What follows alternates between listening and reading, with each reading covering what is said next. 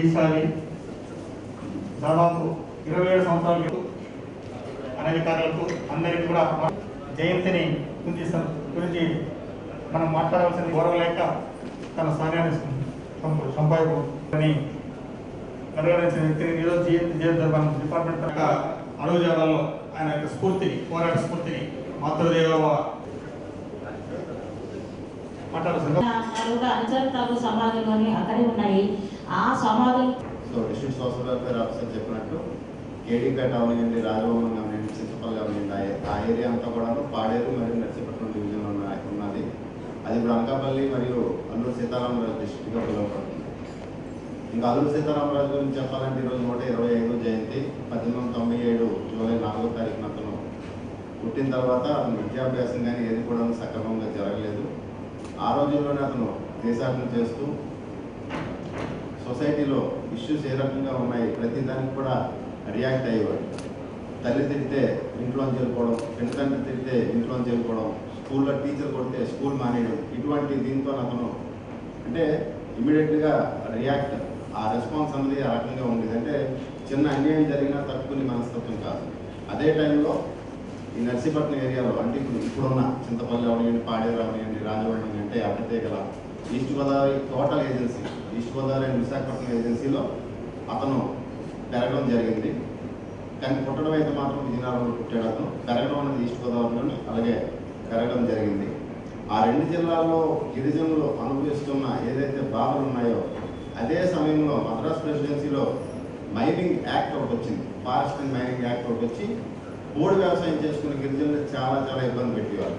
ఆ టైంలో వాళ్ళకి అండగా నిలబడి గంటం ద్వారా అని మల్లు ద్వారా అని చెప్పి అగ్గిరాజ్ అని చెప్పేసి వీళ్ళందరినీ ఒక టీమ్గా తయారు చేసుకుని ఆగస్టు 22, 1922 నుండి వరుసగా 4 పోలీస్ స్టేషన్స్ని అతను లూటీ చేశాడు. లూటీ చేసి ఆయుధ సామగ్రిని, మందుల సామగ్రిని మొత్తాన్ని కూడా అతను స్వాధీనం చేసుకుని బ్రిటిష్ వారికి వ్యతిరేకంగా రంపా రెబెలియన్ మీ అందరికీ తెలుసు. రంపచోడవరం, రంప విప్లవం అనేది విశాఖపట్నం, నర్సీపట్నం టౌన్లోనే ఇతను పట్టుకోవడానికి వచ్చిన 2 బ్రిటిష్ కలన్స్ ఎవరైతే ఉన్నారో వాళ్ళిద్దరు సమాధులు కూడా అక్కడే ఉన్నాయి. సీకన్న థియేటర్ ఆపోజిట్గా నర్సీపట్నంలోనే. అలాగే అల్లూరు సీతారామరాజు గారి సమాధి కేడీపేటలో ఉంది. గంటం ద్వారా మల్లు ద్వారా ఆ 2 సమాధులతో సహా అతని సమాధి కూడా అక్కడే ఉంది. ఇప్పుడు అది పార్కుగా డెవలప్ చేశారు. సో కంప్లీట్గా ఆ ఏరియాలో నేను ఉద్యోగం చేశాను కాబట్టి అలాగే PYTDAగా ప్రతి సంవత్సరం కూడా అతని జయంతి వర్ధంతిని 2 కూడా నేను ఇప్పుడు 4 సార్లు జరపడం జరిగింది. 5వసారి ఈసారి అక్కడ లేనని చెప్పేసి అనుకుంటే అదృష్టం అనుకోవడం యాదృష్టం అనుకోవడం తెలియదు. కలెక్టర్ గారు దీనిలో కలెక్టర్ గారిని అడిగాను, సార్ కూర్చోవచ్చు అంటే కూర్చొని వచ్చని చెప్పేసి అన్నారు.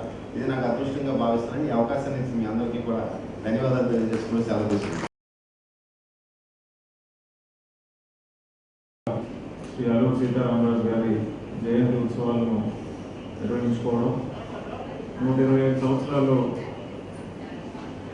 ఆయన జన్మించి ఎప్పటికీ కూడా చిరస్థాయిగా తెలుగు వారు ఉన్నంత వరకు కూడా ఆయన పేరు ఎప్పటికీ ఉంటుంది. ఆయన చేసిన పోరాటాలు, చూపించిన విప్లవ స్ఫూర్తి మనందరిలోనూ మన భావితరాలకి కూడా అదే పద్ధతిలో వెళ్ళాల్సిన అవసరం ఉంది. ప్రాంతం పట్ల అభిమానం, దేశానికి స్వాతంత్రం తీసుకురావాలి అనే తపన, చిన్న వయసులోనే కుటుంబాన్ని, అన్ని రకాల ఆస్తులు, సమాజం కోసం అన్ని త్యజించి ఆయన ఒక సెల్ఫ్లెస్ రూట్ని తీసుకోవడం, ప్రాణత్యాగానికైనా సిద్ధపడటం, అత్యంత వెనుకబడిన ప్రాంతాల్లో ఎటువంటి అభివృద్ధి లేని ప్రదేశాల్లో కూడా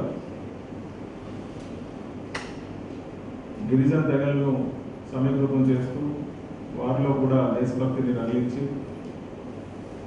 మొత్తం రోగాస్తమించని సామ్రాజ్యాన్ని, బ్రిటిష్ వారిని ఎదుర్కోవడానికి విల్లంబలతో మొదలుపెట్టిన ఆ విప్లవం చాలా పెద్ద ఎత్తున మొత్తం దేశవ్యాప్తంగా కూడా తెలుగు వారికి ఒక ప్రత్యేకమైన గుర్తింపును తీసుకొచ్చిన పద్ధతిలో ఎదిగింది. అందరికీ గొరిల్లా వార్ఫేర్ని పరిచయం చేస్తూ సౌత్ ఇండియాలోనే కాకుండా ఇండియన్ హిస్టరీలోనే తనకంటూ ఒక ప్రత్యేకమైన స్థానాన్ని ఏర్పరచుకున్న అల్లూరి సీతారామరాజు గారు ఖచ్చితంగా మన రాష్ట్రానికి, మన దేశానికి కూడా ఎప్పటికీ ఎవరు మర్చిపోలేని గొప్ప స్వాతంత్ర సమరయోధుడు, మహావీరుడు. అటువంటి వారి త్యాగస్ఫూర్తిని, పోరాట పటిమను మనందరూ కూడా కొనుకూర్చుకొని మనం చేసే ప్రతి కార్యక్రమంలో కూడా దేశం గురించి ఆలోచిస్తూ, మన ప్రజల గురించి తపన పడుతూ వారికి మంచి చేయాలని అన్ని రకాల మన విధి నిర్వహణలో ప్రజలను ముందంజలో ఉంచి వారి శ్రేయస్సు కోసం పనిచేయాల్సిందిగా ప్రతి ఒక్కరిని కూడా రిక్వెస్ట్ చేస్తూ ఉన్నాను. కూడా పొట్టి శ్రీరాములు గారిని మనం ఎప్పటికీ స్మరించుకోవాలి. ఆయన కూడా అంతే గొప్ప స్వాతంత్ర సమరయోధులు. వారి పేరు మీద మన జిల్లా ఏర్పడటం, అలాగే ఇప్పుడు నూతనంగా జిల్లాల పునరుద్ధరణ కార్యక్రమంలో అల్లూరి సీతారామరాజు జిల్లా ప్రత్యేకంగా మహావీరుడికి నివాళులు అర్పిస్తూ ఒక జిల్లాను ఆయన పేరున ఏర్పాటు చేసినందుకు రాష్ట్ర ప్రభుత్వానికి, గౌరవ ముఖ్యమంత్రి గారికి ధన్యవాదాలు తెలియజేస్తున్నాను. చరిత్రను మన ముఖ్యంగా స్వాతంత్ర ఉద్యమ పోరాట కాలం అంతటికీ కూడా 1857 నుంచి 1947 వరకు ఉన్న ఈ పీరియడ్ అంతా కూడా మోడర్న్ హిస్టరీగా మనం చదువుతూ ఉంటాం. ఇది ప్రతి ఒక్కరికి కూడా నేర్పించాలి. పిల్లలందరికీ ముఖ్యంగా ఈ ఇండియన్ ఫ్రీడమ్ అనేది ఎంత కష్టపడితే వచ్చింది మన దేశానికి. ఈ ఫ్రీడమ్ స్ట్రగుల్లో ఎన్ని వేల మంది వారి మన ప్రాణాలు కోల్పోయారు. అటువంటి వారి త్యాగస్ఫూర్తిని అందరికీ కూడా నేర్పించాల్సిన అవసరం ఉంది. ఇప్పుడున్న పరిస్థితుల్లో దేశం కోసం, సమాజం కోసం ఆలోచించడం, స్వార్థాన్ని పక్కన పెడుతూ, స్వలాభాన్ని పక్కన పెడుతూ మంచి కాజ్ కోసం ఏకం కావడం అనేది ఎంతైనా అవసరం. అలాగే మన ప్రాంతీయ అభిమానం, భాషాభిమానం కూడా అందరికీ అవసరం. రానున్న తరాలకు ప్రపంచీకరణ వల్ల ఎన్నో అవకాశాలు వచ్చినప్పటికీ కూడా మన మూలాలు మర్చిపోకుండా మన భాషను, జాతిని, ప్రాంతాన్ని కూడా గుర్తుపెట్టుకుంటూ, గౌరవించుకుంటూ భారతీయ తత్వాన్ని ముందుకు తీసుకెళ్లే విధంగా భావితరాలను తీర్చిదిద్దాల్సిన అవసరం ఉందని కూడా అందరికీ తెలియజేస్తూ, జిల్లా అధికారులందరికీ అలాగే జిల్లా ప్రజలకు అందరికీ కూడా మరొకసారి అల్లూరి సీతారామరాజు జయంతి శుభాకాంక్షలు.